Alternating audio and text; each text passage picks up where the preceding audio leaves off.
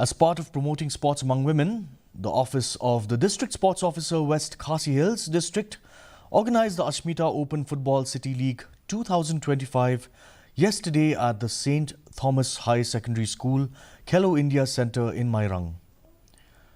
The Asmita League, which was initiated in 2021, aims to promote women's participation in sports. 4 teams participated, with young SSCC emerging victorious via a 2-0 win over St. Thomas Academy. The event was attended by the District Sports Officer of West Khasi Hills, Balarina Siem, President of Pindang Umyong District Sports Association, female football players and other invitees. Shillong Lajong FC staged a